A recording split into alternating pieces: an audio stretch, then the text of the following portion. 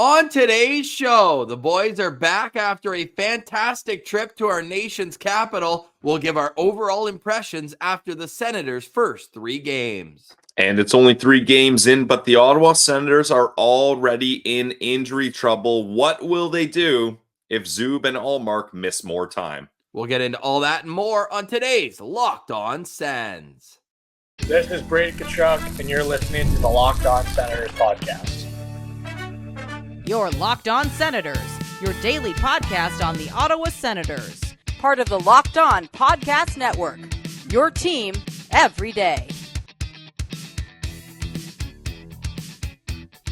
Welcome! You are locked on to the Ottawa Senators, the only daily podcast covering the Sens. On the outskirts of enemy territory, I'm Ross Levitan, alongside Brandon Piller up in the Blue Mountains. Today's episode is brought to you by FanDuel. Place your first $5 bet, and you'll get started with $200 in bonus bets. Guaranteed. Visit FanDuel.com to get started. You can also follow the show on social media. We're at Sens Central on Twitter, LockedOn.Senators on Instagram. You can find us free and available everywhere you get podcasts, including on YouTube. Today is Tuesday, October 15th, and Pilsy, every time we go home to Ottawa, I love it a little bit more. Yeah, I think it's pretty clear you love Ottawa. Montreal, nice place, but not so much our place as Ottawa is. I mean, it is the nation's capital after all, but both home games went well for you, picking up 2 dubs. One home game a little nicer than the other, but hey, I'm not apologizing for a 2-1 record. No, and we've been all vibes, boots on the ground. We were with each other for the postcast on Saturday, and we did 2 shows together Thursday and Friday. So those are a lot more off the cuff. Now, when I sit back and look back at the 3 games that were, you can't really put a thread through them all. Each one felt like its own individual plot, right? Like I'm struggling to find narratives that we can put together through more than one game. In each game, there were narratives, but I'm having trouble putting 1 or 2 that happened throughout the entirety of it, right? Against Florida, their PK was awesome. Against LA, they couldn't keep it out of their net. You look at Shabbat, one of the worst games of the season on Saturday, and then he comes out, has a huge goal, another assist, and plays 29 minutes against the Kings. Ullmark, fantastic against Florida. Goaltending optional against LA. Like, where do you stand with how you put all 3 of those games into the same basket? Well, I think the perfect way to describe it, Ross, is the good, the home opener, very good. The bad, an 8-7 win where they barely get away with an overtime win against a Western Conference team. And the ugly, where they fall completely flat in Montreal. So we've got a bit of a taste of everything, but to be 2-1 is a lot better, Ross, than probably 1-1. I don't know if the Sens were going to lose that game. It just seemed like the offensive players in yesterday's game were just like, no matter how many goals we give up, we're going to find an answer, and they were able to do that. But certainly, I think the result of the game, Ross, makes it a little easier to deal with. But now that we've had a night to sleep on it, some sober thoughts about that game, there are reasons for major concerns. Like, I think if they lost that game, we might have blown up a little bit more on the postcast, but they end up winning it, so it's all okay. They get the 2 points. But my God, I am worried about this team in the short-term future moving ahead here. Well, look at the 2 things coming up in our rundown. Those are both cause for concern. So let's start with the good, because there was good. Yeah. The Senators are 2-1. Not a whole lot of teams in the division are 2-1. The Senators right now sit second in the Atlantic Division. And yes, damn it, this team has been so bad for so long. I will look at the standings when the Senators are 2-1, tied for first in the division. But look, all jokes aside, they've played 3 games and they've won 2 of them, and they have an even goal differential throughout. Now, how they got there are irrelevant for what I'm about to say, but there's a lot of signs for optimism as well. You look at Tim Stützle, 18 goals last year. He's already got 3. He's got 6 points in 3 games. He's been fantastic. You look at another huge step forward for Jake Sanderson. He might be the best player of the 2020 draft. Like, he is so much fun to watch. Like, overall, how he impacts the game. because we saw there's a great tweet at Sens Central someone sent to us there where they're like, oh, it was a matchup of 2020 draft picks yesterday because Lafreniere played Lucas Raymond at night and Stützle played Byfield. Well, Jake Sanderson is worth the price of admission. The way this guy controls play is fantastic, but I'm almost worried that he's elevated so much because everyone around him on the blue line in Ottawa might not be at that adequate level to call themselves a top 4 or top pair defenseman in the league. But those two in particular are huge signs of optimism for me. Another one, like Brady's going to score goals eventually. He's at 0 goals, 5 assists through 3 games so far this season. So Brady's dishing the puck. And most importantly, maybe second most after Ullmark, but we already touched on that, Josh Norris, the biggest question mark going into the season. And he comes through with the game go-ahead goal, the first lead they got in the game, going up 7-6, and then he finishes it with the game winner. And a lot of guys in that situation in overtime would have shot the puck right when they got it in that spot. He waited, saw the 5-hole open up, and put it home. So I think those are all signs for optimism for this team. Yeah, big time. And what I like about that Josh Norris overtime goal, Ross, is I feel like, and you can correct me if you feel differently, but I feel like Josh Norris is a top shelf type of shooter. Like you don't see him shoot low like that often. But like you mentioned, it was a perfect read. He sees the 5-hole and pots it in for the overtime winner. And that's something that if Josh Norris is going to have confidence, he's got to have a couple things clicking for him. First off, the shoulder's got to be feeling well. Ross, we've noticed that Josh Norris is throwing the body around out there. He's finishing his check, so we're not concerned with the shoulder from that aspect. From the face-off dot, he looks confident, and maybe you can pull up his face-off numbers. I believe they're above 50%. I know he was above 50% in last night's game. 54% for the season. Boom. So well above 50%. And then you gave him that big contract with the big dollars because you need him to score goals, and he looks confident shooting the puck again, which is such a relief for Sens fans because we haven't seen him. I can't think of one-timer on the power play that he's gotten off, really, but he's finding other ways to score and impact the game. So it's such a big impact for Josh Norris to be a second-line center when he's hitting face-offs and shooting the puck with confidence. So shout out Josh Norris. This guy is a shooter. He's got a career 17.5 shooting percentage. 17.5% of the shots that he takes, almost 1 in 5, go in the back of the net. And a lot of people, when he signed that contract, said, oh, they're buying high on an unsustainable shooting percentage.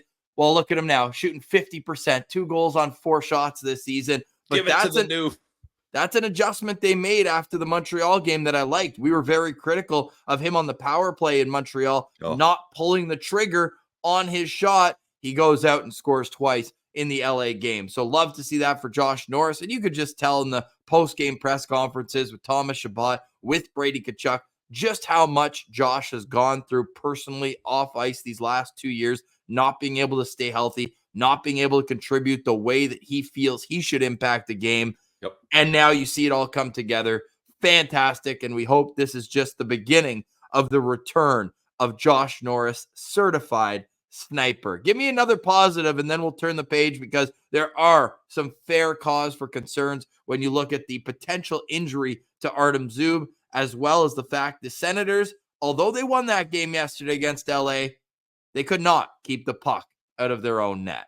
No, yeah, the goaltending was absolute disaster for the Senators last Average, game. According to Travis Green. That's being generous as a coach, saying it's average. Ross, you asked for another positive. I'll give you one. First 2 games, Claude Giroux was the invisible man. We didn't see anything from Claude Giroux, so it's nice that he gets that goal in yesterday's game, a power play goal. Good thing that one didn't get disallowed because we need to see a little bit of spark here from Claude Giroux because some of the other veterans, David Perron, like invisible man too. That's what I'm talking about. Like they just haven't started out of the gate hot. So for Giroux to get a goal there, hopefully that boosts his confidence and gets things going for him. One other note about Giroux, 57% in the dot. And although like they're low numbers, right? 16 wins to 12 losses. These can vary in a hurry right now, but I think I'm going to keep him with Timmy now again. I know I was a little bit on the other side of it on Saturday. Out of 20 faceoffs, how many do you think Tim Stützle's won this year? Now, to be fair, he's gone up against Kopitar, Barkov, and Suzuki. I'll say 7. 3. Oh. He's 3 and 17 in the dot so far this season. I mean, but Ross, that's why you have him on a line flanked by Brady Tkachuk, who is good at faceoffs, and Claude Giroux, who is amazing at faceoffs. So although that stat hurts, you've got some insulation there to work with it. You certainly do. So good, bad, ugly. We've covered that. But overall, are you feeling more, similar, or less confident in this team's construction after watching them on the ice for 3 games? Unfortunately, I'm going to go with less confident, Ross, because the issue is this team hinges so much on Linus Ullmark playing like a Vezina winning goalie. And when he does that, we saw in Florida, first start of the game, he held them together down the stretch as they were defending that lead, a 2-1 lead for most of the game till Timmy gets the empty netter. Then it all works out to the plan. But when Ullmark's not on top of his game, you get a team like Montreal, who the Senators have beaten 9 straight times in a row, let me remind you. And if Ullmark's not able to shut the door, the team kind of collapses in front. And then, Ross, this team's D-core was fragile at best, even when it's fully healthy. How's it going to look when Artem Zub, arguably their top defensive defenseman, is gone as well? Like, I'm not worried about this team scoring goals. We all know the offensive firepower is there. But the LA Kings putting up 7 goals on 26 shots is a perfect example where this team's Achilles heel lies.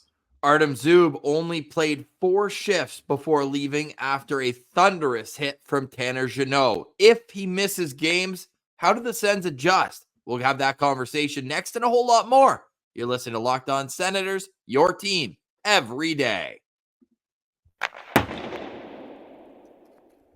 Today's episode is brought to you by our friends over at Mary J's. Ross and I were just at Mary J's on our visit to the nation's capital. And how cool is it that Dashy was rocking his Tim Stützle jersey at the shop? Love it.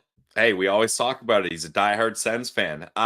We were at the Orleans store, our favorite store. We've been there a couple times now, and Dashy was helping everybody out. We even ran into a Sens Central citizen there. So next time we're in the nation's capital, you can probably find us at one of the 4 locations, either in Orleans, Riverside South, Greeley, or Russell. Mary J's offers the best and newest products in the market with many new additions to the menu every single week. They're keeping it fresh. They got competitive pricing. In fact, they're going to price match any store in Ottawa. So that means you're guaranteed to get the best price around when you go to Mary J's. And they got the best customer service. Like we said, you can usually find Dashy at one of the stores, and he's going to help you out big time. So go to one of the stores, say what up to Dashy, pick his brain about the Sens, and check out all the latest, greatest products that Mary J's has to offer. And check out their website and grab yourself a loyalty card. Check it out today, guys. Mary J's Dispensary.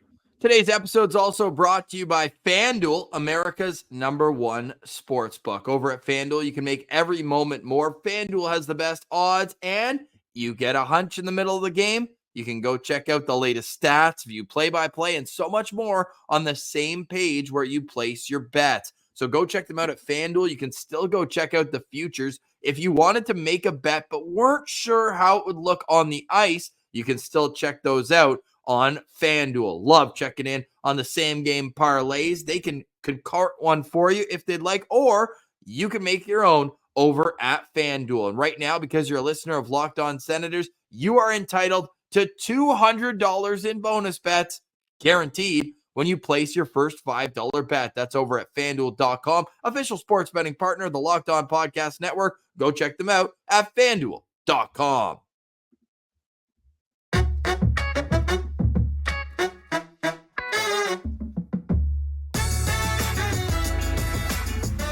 All right, Pillsy, before we get into some fair criticisms regarding the first 3 games of the season, I just want to thank everybody from the serving staff to the ownership at the Glebe Central Pub to Sue and her teammates, because we had to get 3 buses to the CTC, had a phenomenal time, and Andrew Fleming was our photographer all night, and I'm going to share the link to that Google Doc, or not Google Doc, but the pictures are all on the hard drive there. So if you were at the Glebe Central Pub, if you were on the bus, you can go check out all the photos and grab the ones that you're in.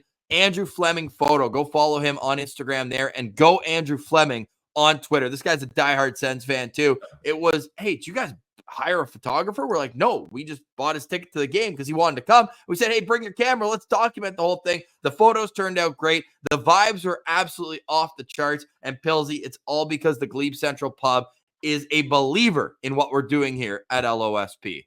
Yeah, we love the Glebe Central Pub. The vibes are free there, and I think Sens fans are starting to fully recognize how great of a meetup spot it is for Sens fans. So yeah, shout out to GCP. Awesome. 779 Bank Street. And we went back there after. I had a big plate of wings, and you're full on hope after the home opener, the 4th straight home opener that the Sens have won. Obviously, Montreal doesn't go great. Then the LA game. And now we've got a little break. Full day off for the Ottawa Senators today. They'll be back at practice tomorrow. They did reassign Adam Gaudette and Matt Sogard to the Belleville Sens. Now, loaned was an interesting word. Almost makes me feel like it's a paper transaction, whether to save money or whether it's because they want to get an extra day or 2 of reps, or they want to call someone else up, maybe a Jan Yannick, a Cole Reinhardt, whomever, because Adam Gaudette played 5 minutes last game. Now, he had an assist. He's been decent in the dot as well, Pilsy. Adam Gaudette is sitting up at 71%. He's won 5 out of 7 of his faceoffs so far this season. But what do you make of that? And who would you like to see in that spot on the 4th line with superstar Zach McEwen on the right side? Because he ain't coming out of that lineup. I'll tell you that for free. Yeah, well, Ross, maybe they need to call Stephen Halliday up so someone can dish McEwen the puck a little more. Get him the biscuit. I am of the mind that this is strictly a paper move. Like, I don't think Matt Sogard or Adam Gaudette are, like, other than maybe a couple shekels missing from their paycheck, I don't think they're going back to Belleville or anything. Belleville doesn't play till Saturday. And unfortunately, I think the injuries to Ullmark and Zub, while I don't think they're going to be long-term, and this is just me speculating here, Brandon Piller, not a doctor. Well, and Ridley Gregg, too. True. 1 to 2 weeks. The Ridley Gregg injury. I do think Zub and Ullmark are going to miss at least a couple games. Zub probably more than Ullmark, I'm hoping. But I like Gaudette here. I don't see the need to send him down and have him playing in Belleville and bring someone new up. But maybe that's what they're looking at here. I'm not really sure, but I don't think this transaction is a big deal. Gaudette being +2 in 9 shifts is pretty impressive last game. Yeah, hey, him and McEwen, they put in a couple minutes and made their time count. So on the back end, if Zub's out, and that was a enormous hit that usually I'd probably be screaming penalty at least. Now, what I will scream about is, how's that an instigator for Zach McEwen? He asked him to go. They're like 10 feet apart, and they both dropped their gloves. That wasn't he didn't jump him.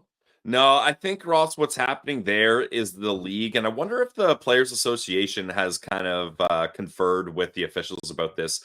I think they're trying to get out of the game that every single big hit needs to be followed up by a fight, right? And because you want big, clean hits. If it's a big hit and it's a clean hit, little high. Yeah, no penalty on the play, though. Look, we watched Chris Neal play for 17 years. That's the thing, Ross. Like, when it happens to your guy, you can find the little high, and you can find the screenshots that work. But in my mind, that was an okay play. You obviously hate to see it when it's a guy like Zub, especially, who has had injury concerns. But that was a good hit in my mind. So I don't think every single time a big hit happens, you want a fight to happen right after, because then it's players going to be like, well, I don't want to make this big hit. I'm going to have to deal with the fight right after, even if it's a clean, fair play. So maybe that's part of it. I'm not sure.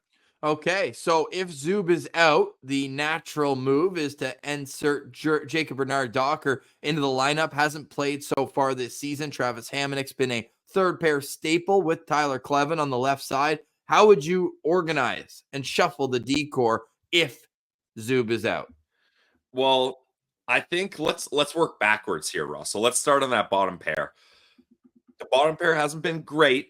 certainly some up and down times for them, but I think you got to keep Hamonic on that bottom pair. I don't think you want to elevate him more in the lineup. How do you feel about that? Yeah, and honestly, I thought their best game of the season was the one against LA. Yeah. I actually thought, and they were kind of forced into playing more because of the Zub injury, but Hamonic had 3 blocks, and one of them in the third period was huge, where every shot you're just kind of like clenching your fists, like, please don't go in. So for him to lay out and not allow a shot on goal, I actually thought that was a good play. And yeah, Cleven's looking more and more comfortable breaking the puck out. That was our big question, right? Yeah. Who's going to break the puck out on that pair? Well, Cleven's starting to transport a little bit. He's been going behind his net and circling and beating the forechecker out of the zone. So I think you keep that together at least for another week or so. And Ross, I think teams their strategy is to dump it into Cleven's end, right? I think he's had to learn to play the puck more out of necessity. It seems like he's the one dealing with breaking it out just by the way other teams attack the Sens. So be interesting to see how that goes. And rookie defenseman, say what you want, but he's played with him 3 games. Keep that familiarity, keep that chemistry going. Just stick with that in my mind. So on to the second pair here. Are you going to go with little Nodak Sens here? Is this what we're working up to? Nope. Okay. Thomas Chabot, I think, should play with JBD. Those two are supposed to... JBD was drafted in my mind to be Thomas Chabot's partner. Like, that's what I always find, even though kind of the idea was him and Johnny Tyconic were going to be a pair, but that didn't last very long. There's a name I didn't need to hear ever again. Right? But I think, and here's why, Ross, because JBD, I think he was supposed to be a two-way defenseman, but I'm scrapping that. I want him to only play defensively, block shots like he's learned how to do, and be the mop-up guy for when Chabot decides to take risks offensively. I want JBD to just focus on playing defensively and having him paired with Thomas Chabot. Hopefully you can find that yin and yang familiarity, and then they're on a second pair. You're not as elevated and you're not going up against tough competition like he would be if he's on the first pair. How do you feel about the second pair? Sounds like you want to go a different route. No, I'm not totally against that. I don't think there's a great option either way. So for that reason, I'll allow it. And that leaves you with still a true number one pair where you're letting Sanderson roam a little bit more and having Jensen, who, again, I thought he played his best game as a Senator on Monday afternoon. That's your top pair as we work backwards. Yeah, and so I'm still hesitant on Jensen. I haven't seen enough that I've loved from him, but this is your opportunity, man. Like, you were brought in to be a top 4. 2 points in 3 games, by the way, for the defensive defenseman. Just saying. Saying. For Jensen? Yeah, for Nick Jensen. Is Jensen touted as a defensive defenseman? I always thought he was more of a two-way guy. Maybe like what do you call it? A transporter defenseman. What am I looking at? Transition defenseman. Thank you. Okay. But I think if you're picking one or the other, he probably leans defense first. Yeah, certainly more than offense. So that's fair. I'll take that. But look, you were brought in here. One of his assists, by the way, was secondary assist on Zach McEwen's slap shot from the blue line. They all count. Yeah. Hey, he transitioned that puck out of the zone, Ross. I'll give it to him.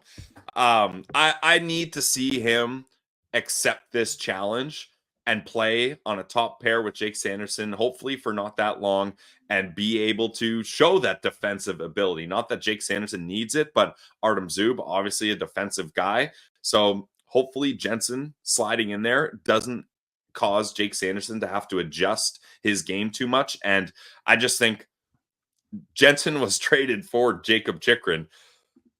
You got to see that value, and you got to see in moments where, unfortunately, we knew it was when, not if, there was an injury on this D-corps, because there always is, that someone's going to have to step up.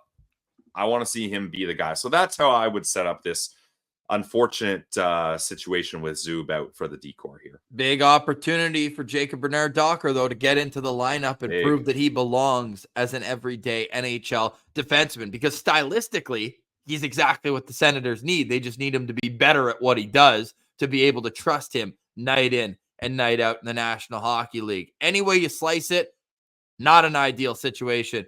Artem Zub out with a upper body injury, they're calling it. You do the math on that. It was a fairly high hit from Tanner Jeannot. And then Zach McEwen came in and put a beat down on him, then scored 2 goals. Senators got an 8-7 win, but they did it in spite of some poor goaltending. What is the fix to that problem? We'll discuss next. You're listening to Locked On Senators, your team every day. Today's episode is brought to you by new sponsor, Hims. Guys, sometimes intimate moments, they happen spontaneously, and we always want to be ready so we can perform in the bedroom. Hims provides access to treatments that can help you stay hard and last longer, giving you that boost of confidence so you can be ready whenever the mood strikes. Your sex life is important, but your schedule's busy. You don't have the time to go to the doctor's office to get treated for ED. Don't worry about that. Through Hims, you can get a personalized ED treatment without stepping foot outside your door. Guys, you ever feel like you need a boost in the bedroom? Well, it's time to stop worrying about your performance and get Hims so you can be confident whenever you're in the mood. Hims is changing men's healthcare by providing you with access to affordable sexual health treatments from the comfort of your couch. This process is 100% online, so there's no need for that uncomfortable doctor's visits. Just answer a series of questions on their site, and a medical provider will determine the right treatment option. No insurance is needed, and one low price covers everything from treatments to ongoing care. With hundreds of thousands of trusted subscribers, Hims can help you find the ED option that works for you. So start your free online visit today at hims.com/lockedon. That's HIMS.com/lockedon for your personalized ED treatment options. Hims.com/lockedon. The products mentioned are chewable compounded products which are not approved by or verified for safety or effectiveness by the FDA. Prescription requires an online consultation with a healthcare provider who will determine if it's appropriate. Restrictions apply. See website for detail and important safety information. Subscription required. Price varies based on product and subscription plans. Check it out today, guys. Hims. Today's episode is also brought to you by the hardest working bar in Ottawa. It is the GLEBE Central Pub. Go check them out at 779 Bank Street. We already told you how the vibes are free at the GCP. Well, how about the absolute time you can have on the shuttle to and from the CTC for only $17? You kidding me? That's a great deal no matter how you slice it. And our girl Sue will get you to and from the CTC. I'm pulling up a photo right now because Sue was in her bag on Thursday. Got us to the rink in just a half hour. Sue will get you to the game. Sue will get you back to the pub, and she does it with an absolute smile on her face. So go check out the website, GLEBECentralPub.com, and get your tickets for the Glebe Central Pub Shuttle. The vibes are free at the GCP, and on game days, let them know that Locked On Senators sent you, and you will be entitled to 10% off your meal. Get there today. Get there on game day. And if you're going to the game on Thursday, take the GCP shuttle and beat the traffic right back to 779 Bank Street. So check them out today. You support them, you're supporting us. We love our family at the GCP. So get to 779 Bank Street and let the vibes be free.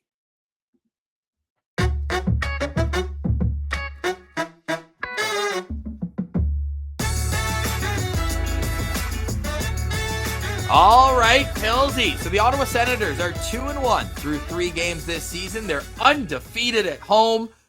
And on the road, they need to fix a little something. But they won't have to worry about that for the next little while. The Senators at home for the rest of this week. They will be playing against New Jersey on Thursday. And then they will have the Tampa Bay Lightning at 1 o'clock on Saturday afternoon. Pilsy, before we get to this goaltending conversation, one thread that I can weave through the 2 losses, and I can then contrast it with what they did on the win, is the first special teams of the game, Pilsy. The Ottawa Senators failed to score against Montreal. They get the first power play, and then with 1 second left on their first penalty kill, they let in a goal.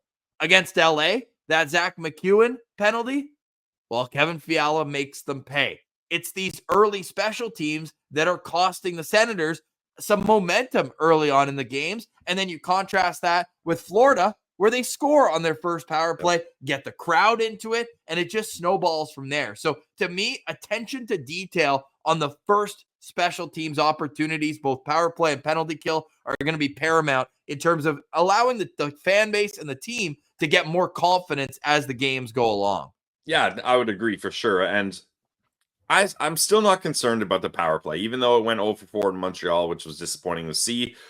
They proved they can get it done going 4 for 6 against LA, arguably 4 for 6. a better defensive team than Montreal. So Darcy Kemper sucks, by the way. Yeah, not great. Bad Where I'm goalie. concerned, though, is the penalty kill, Ross, because we talked about it. I kind of, every time the penalty kill was brought up, I was like, don't worry about it. Linus Ullmark's there. That's going to solve all the problems. Well, Linus Ullmark's not there now. And we got problems, in my opinion. With no Artem Zub, we got double trouble here. So your two top penalty killers, in my opinion, in Ullmark and Zub, probably not available for next game.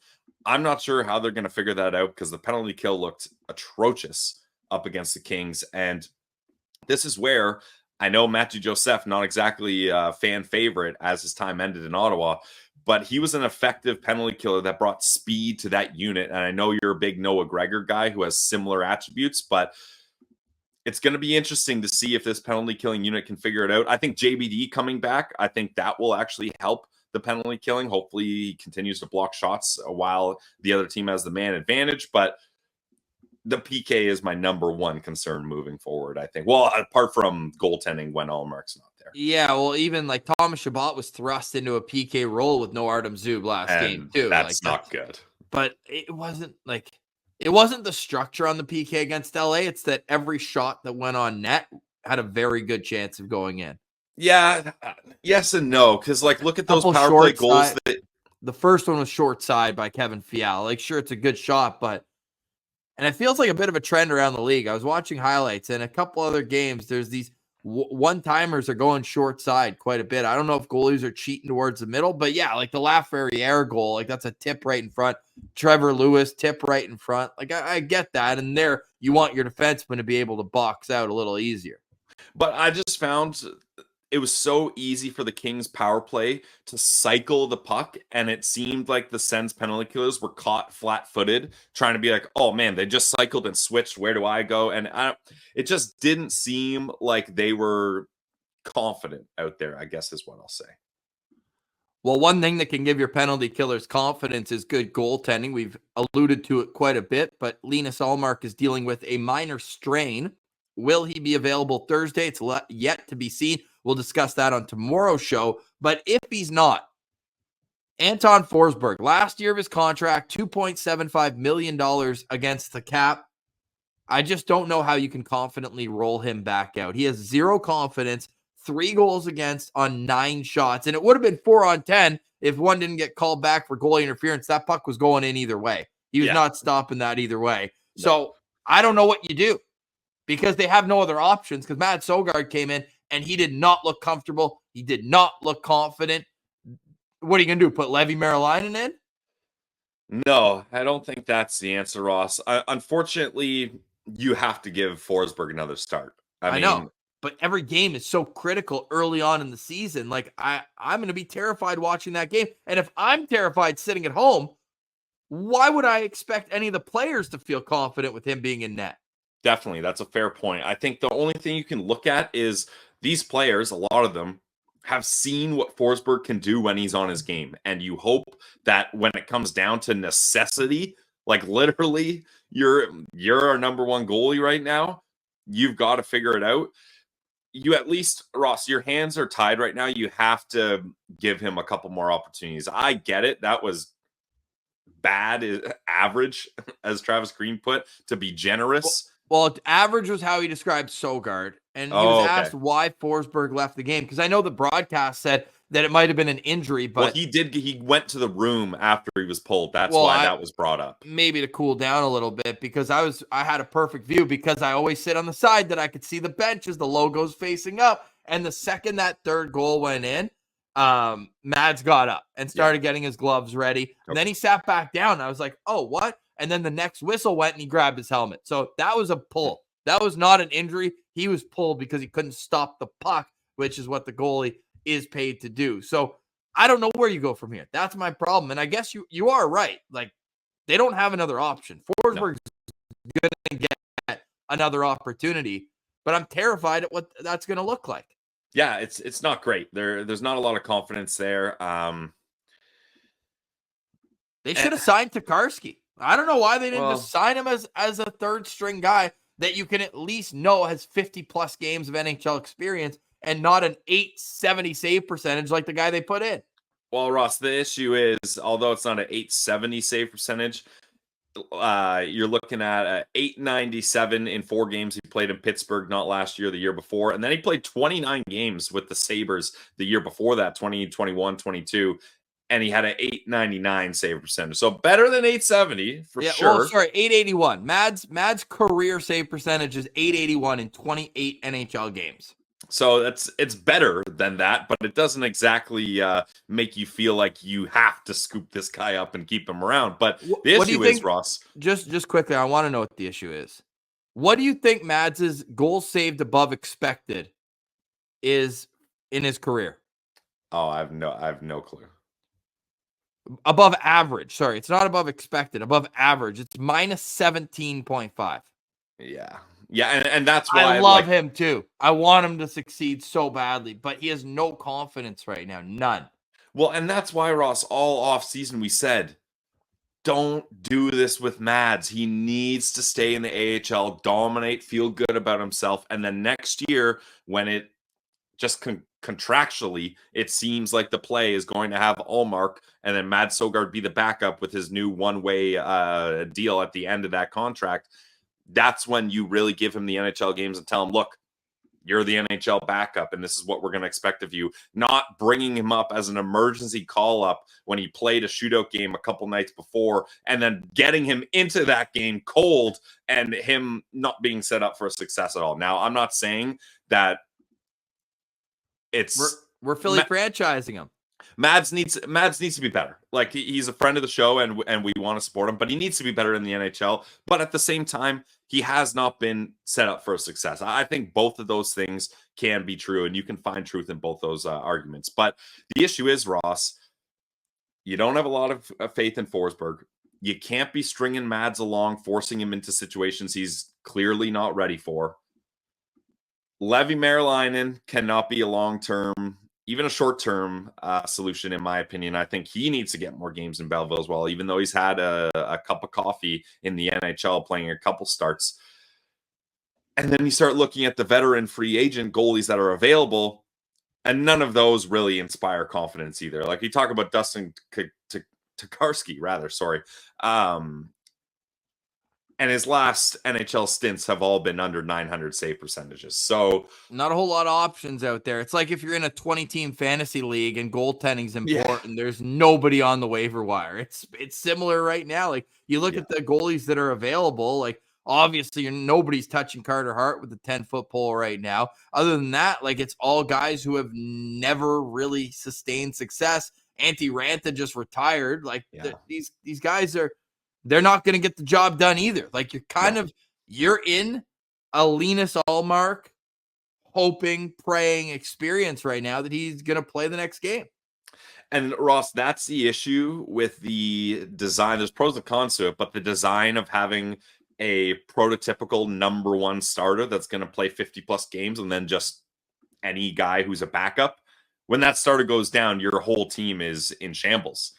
And that's why a lot of teams now are leaning towards a more of a tandem setup where they have a 1A, 1B, but then they run into problems in the playoffs because you end up playing mind games with who to start. So either way, goaltending is so finicky, it's impossible to be prepared for every scenario. But Ross, I did not think we were going to have to get into this at game 3. I thought we were going to have ourselves a little bit more time where we can just be like, Linus Ullmark is our goalie. He's signed to an extension. Life is so nice as an Ottawa Senators fan. But nope, we're thrust into this third game of the season. Damn it.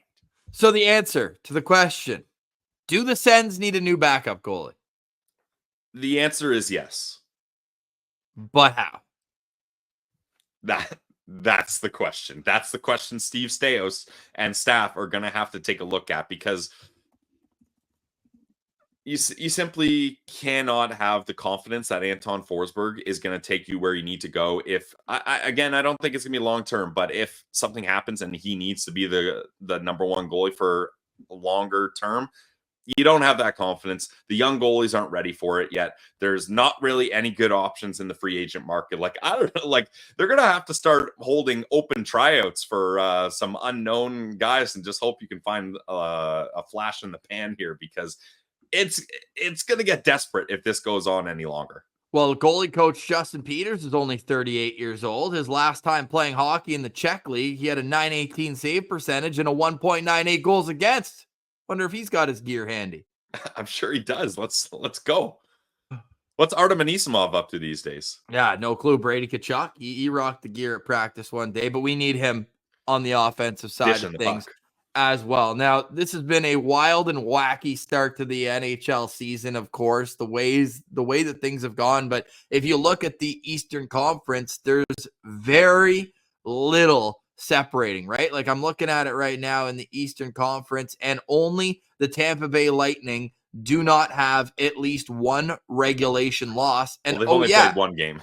They've only played once. So you look at how things are going. Yeah, the loss against Montreal sucked, but the fact they were able to win in spite of the goaltending on Monday gives me hope that this team can move in the right direction. They're 2-1 after 3 games. We'll see how they look at practice tomorrow. We've got a Sens Central Citizen for you as well. And then later on in the week, we're going to get into the game on Thursday and Saturday. And of course, the postcast is all the way back. After each and every Ottawa Senators game, the postcast will be live, and we will be able to break things down with the comments going crazy. Love the chat and how people get in the mix. Pillsy, any final thoughts on today's show? Yes, final thoughts for me, Ross, is it's important. You love Ottawa? Yeah, I do love Ottawa.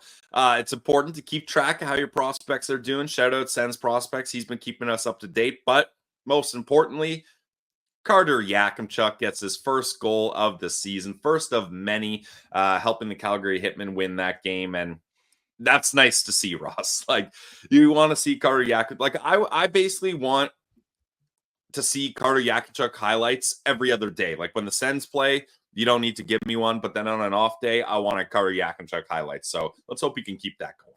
Yeah, love that. Nice blast on a power play for Yakimchuk. Another couple 2024 picks doing big things. We already talked about how on Friday, Gabriel Eliasson scored a game-winning goal for the Barrie Colts. He has 7 games, 1 goal, 20 penalty minutes, all minors. And you look at the USHL boys, we'll call them. Javon Moore, 4 points in 6 games, plus 4, no PIMs. And Blake Montgomery, 7 points in 6 games, plus 3, 17 PIMs. So those guys are off to some hot starts in their respective leagues. So we'll be following that throughout the season. Pillsy mentioned earlier, the Belleville Sens are off until Saturday, but they had a decent start on the road, 3 out of a possible 4 points for the Belleville Sens. And now they will have their home opener this upcoming weekend. So we will stay locked on Senators as long as the season rolls on and through the ups and downs. I love what Jerry told me at the pub. No matter how high or low I am, you guys are always higher or lower. So we'll keep that for you as well. For today, we say goodbye. A reminder for more, you can follow us on Twitter at Sens Central, LockedOn.Senators on Instagram. Please subscribe to the podcast and be a friend. Tell a friend about LOSP. For Brandon Piller, I'm Ross Levitan. This has been another edition of the Locked On Senators podcast. Your team every day.